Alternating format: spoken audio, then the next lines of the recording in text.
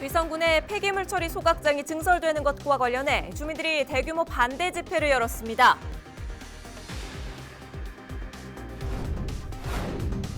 아르바이트생 다리 절단 사고가 발생한 대구 이월드 대표 등 7명이 불구속 입건됐습니다. 경상북도가 추진하는 한옥형 호텔 사업이 기공식을 가진 지 3년이 지났지만 아직 사업은 제자리 걸음을 하고 있습니다. 대구 수성구에 있는 전국 최대의 두꺼비 산란지 망월지가 사라질 위험에 처했습니다. 생태공원으로 지정해 보존해야 한다는 목소리가 나오고 있습니다.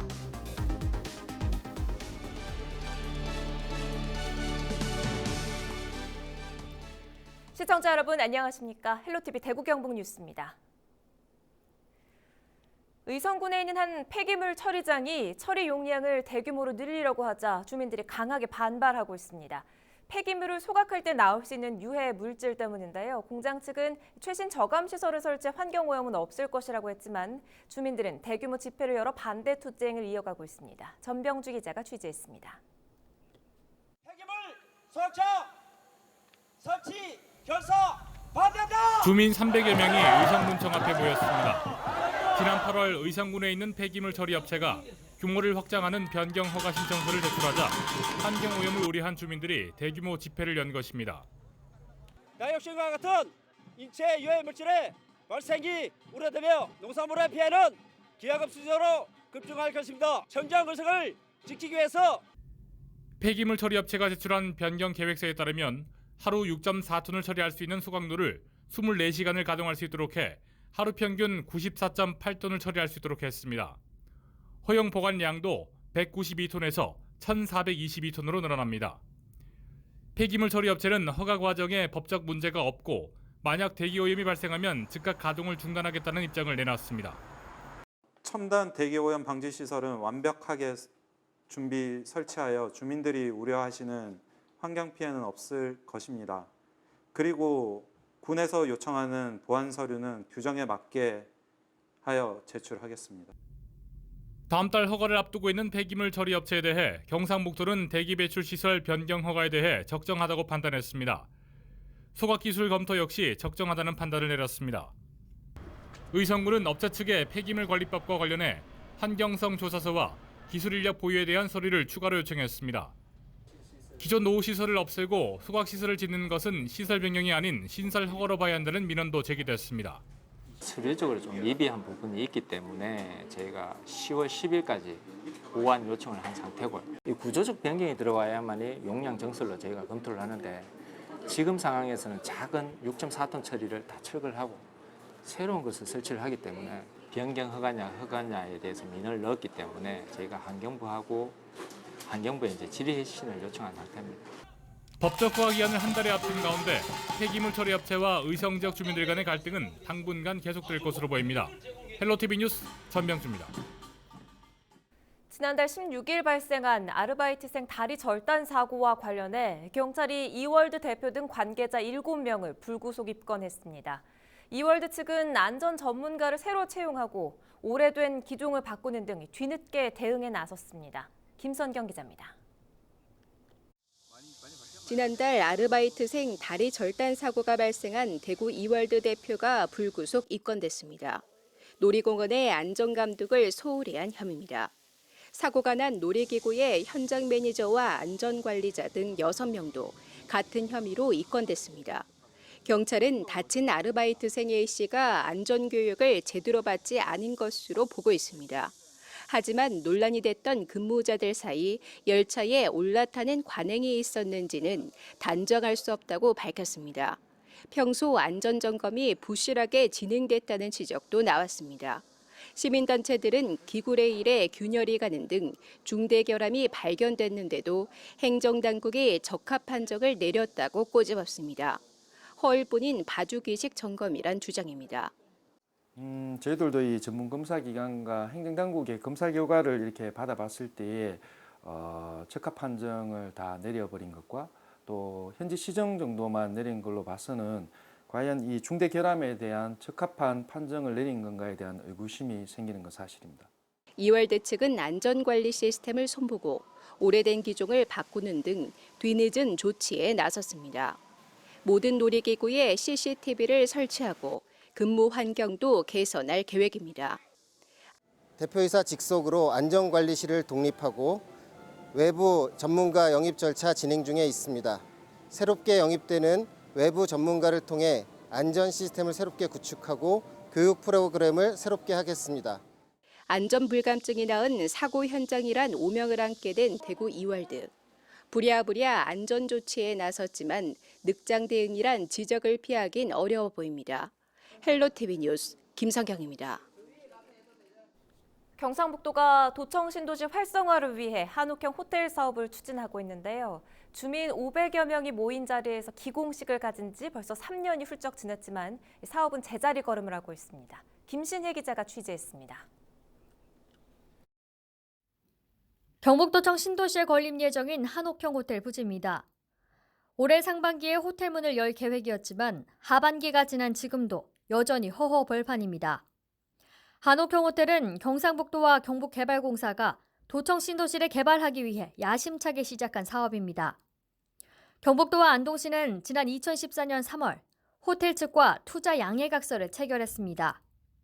2016년 5월에는 부지 매매 계약을 체결하고 5달 뒤 지역 주민 500여 명이 모인 가운데 기공식도 열었습니다. 하지만 3년이 지난 지금 여전히 사업 부지는 허허벌판입니다. 부지 매입조차 완료되지 않아 사업에 제동이 걸렸습니다. 총 부지 매입 비용 115억 원 가운데 호텔 측은 아직 절반을 내지 못했습니다. 사업이 몇 년째 지지부진하자 호텔의 자금력으로는 무리한 사업이 아니냐는 지적도 나왔습니다. 스탠포드 호텔 안동 주식회사는 특수목적 법인으로서 자본금이 겨우 3억 5천만 원입니다. 자본금 3억 5천만 원의 법인에서 총 사업비 450억 원의 호텔을 지으려고 합니다. 한마디로 빚내서 호텔을 지으려 하고 있습니다. 경상북도는 호텔 사업을 계속 진행할 뜻을 내비쳤습니다.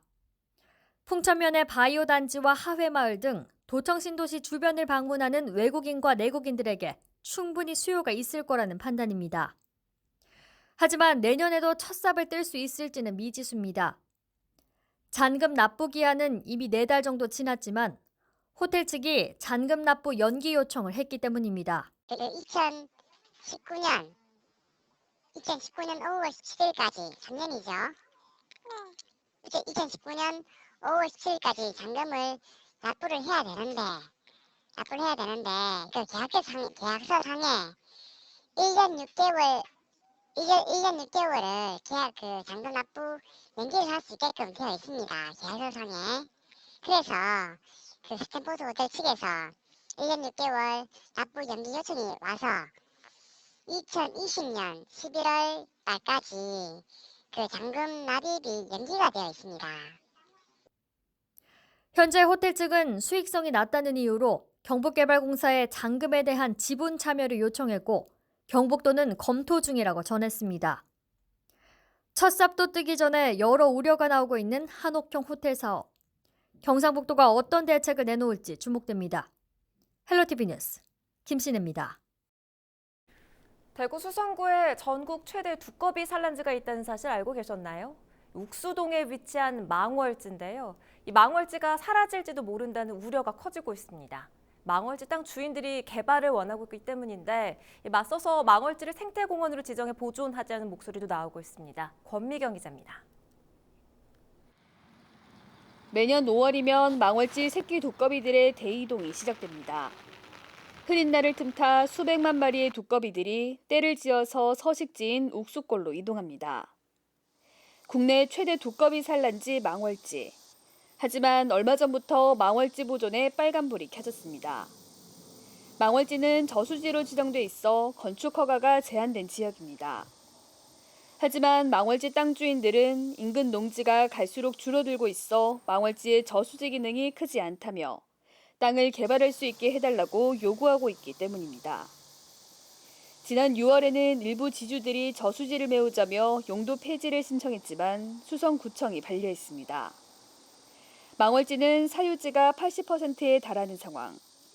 시민들과 환경단체들을 중심으로 망월지를 보존하기 위해서 그 일대를 수변 생태공원으로 만들자는 목소리가 나오고 있습니다. 후에 권한으로 자연생태공원 지정이 가능한 것으로 알고 있습니다. 이미 이 서초구에 우면산 뚜꾸비 자연생태공원이 있고 또 청주에 원흥이 방죽 뚜꾸비 자연생태공원이 있습니다. 그런 사례를 살펴서 우리 구에서 수성구는 일단 망월지의 생태 환경을 알아보기 위해 연구 용역을 진행하기로 했습니다. 내년 중순쯤 나오는 용역 결과에 따라 장기 개발 계획을 세울 예정입니다. 생태 환경이나 또 뭐 생태공원을 조성하게 되면 그에 대한 타당성 어떻게 이제 발전을 시켜갈지 개발을 할 건지 그런 데 대한 그 용역입니다. 하지만 망월지 생태공원 개발을 위해선 땅 주인과의 협의와 시민 공감대 형성 등이 여전히 풀어야 할 숙제로 남아 있습니다. 헬로티비 뉴스 권미경입니다. 포항 지역 골목 상권 침체가 계속되고 있습니다. 사업장이 이미 포화 상태인데다가 인구는 계속 줄고 있어서 앞으로도 어려움이 예상된다는 연구 결과도 나왔습니다. 정필문 기자가 보도합니다. 이른바 포항 구도심의 상권 풍경입니다.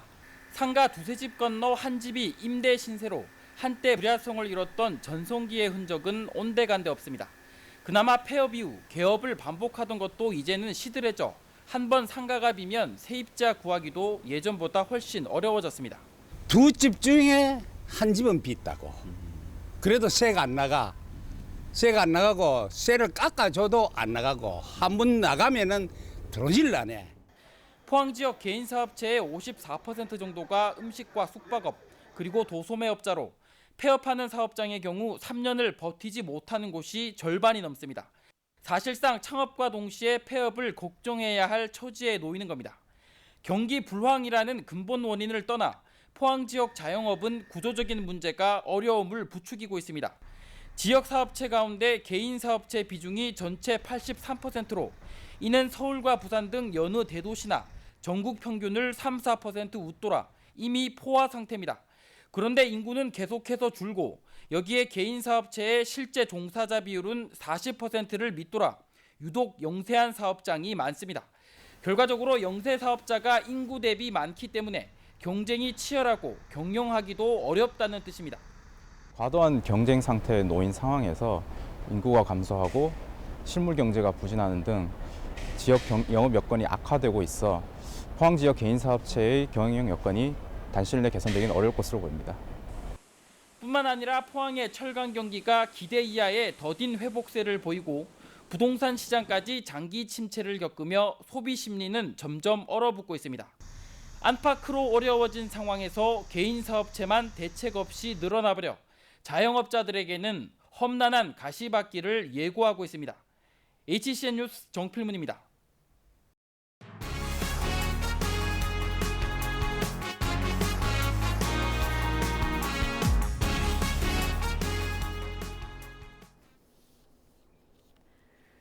대구 경상여고의 가스 누출 사고 원인을 밝히기 위해 올 연말까지 합동 점검이 진행됩니다. 대구시와 대구지방환경청, 교육청과 북구청은 외부 전문가들과 합동 조사단을 꾸리고 학교와 인근 공단의 악취 모니터링을 실시하기로 했습니다. 모니터링 대상은 악취 물질 20여 종과 휘발성 유기 화합물 50여 종 등 총 70여 종입니다. 또 학교 안에 무인 자동 악취 측정 시스템을 설치하고 감시 인력도 배치할 계획입니다. 지난 주말 한반도를 강타한 제13호 태풍 링링으로 경북도에도 농작물 피해가 잇따랐습니다. 경북도는 제13호 태풍 링링의 영향으로 성주, 경주, 문경 등 9개 시군에서 농작물 76.3헥타르와 농업시설 0.2헥타르의 피해가 발생했다고 밝혔습니다. 특히 강한 바람이 불어 벼 36.7헥타르가 쓰러졌고 사과 32.7헥타르 등에서 낙과가 발생했습니다. 구미와 고령, 성주의 비닐하우스 3곳과 구미의 축사 1곳도 부서졌습니다. 경북도는 오는 23일까지 피해 상황을 정밀 조사할 계획입니다. 대구 지역 학교 72곳에서 유해 환경 호르몬 물질이 기준치 이상 검출됨에 따라 교육청이 철거에 나섰습니다. 대구교육청은 운동장 인조잔디와 우레탄 트랙 등 우레탄 시설이 설치된 모든 학교를 조사한 결과 기준치를 초과한 프탈레이트계 가소제 성분이 72개 학교에서 발견됐습니다. 각 학교는 해당 시설물을 폐쇄하고 교육청은 이달 말까지 예산 8억 원을 긴급 투입해 우레탄 시설을 철거하고 마사토 운동장으로 교체하기로 했습니다. 프탈레이트는 플라스틱을 부드럽게 하는 화학 첨가제로 지난 2017년 우레탄 운동장 제한 물질에 포함됐습니다.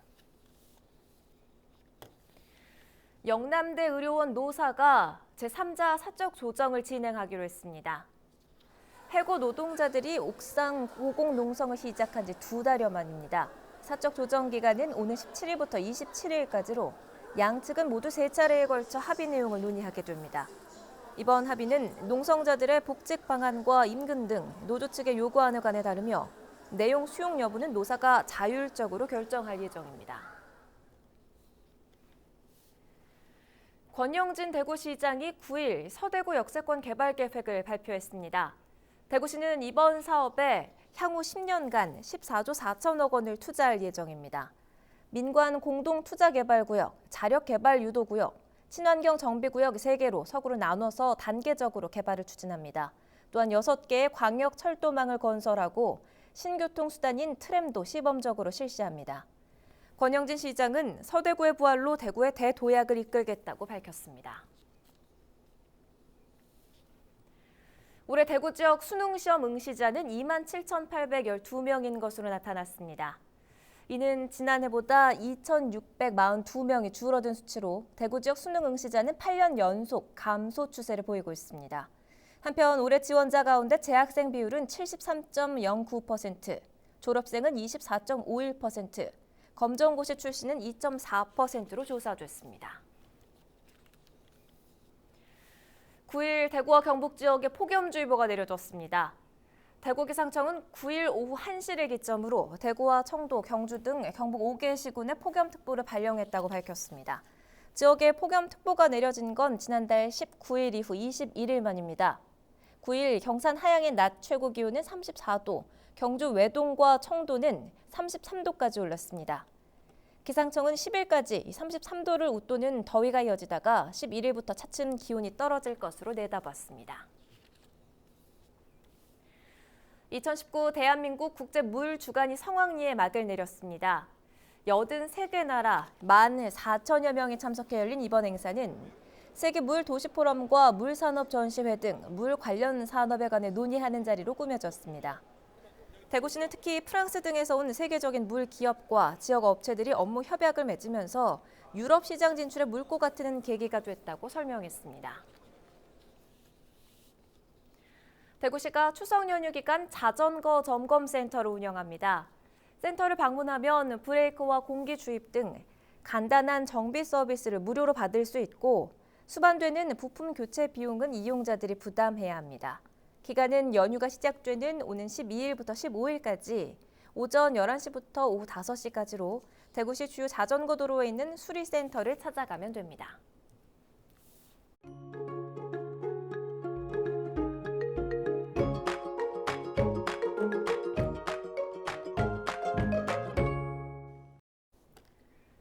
추석 연휴 전까지는 작은 우산을 챙겨 다니시는 편이 좋겠습니다. 전국 하늘이 흐린 가운데 곳곳에 비가 오락가락하겠습니다. 자세한 날씨 화면으로 확인해 보시죠. 가을 장마의 영향을 받겠습니다. 10일 화요일에는 종일 흐리고 비가 내리겠습니다. 아침에 22도로 시작해 한낮에는 30도까지 기온이 오르겠는데요. 영남 일부 지역에 폭염특보가 내려진 곳도 있습니다. 기온이 높고 습도까지 높아서 불쾌지수가 높겠습니다. 대구와 경북에 10일까지 많게는 40mm의 비가 예보돼 있습니다.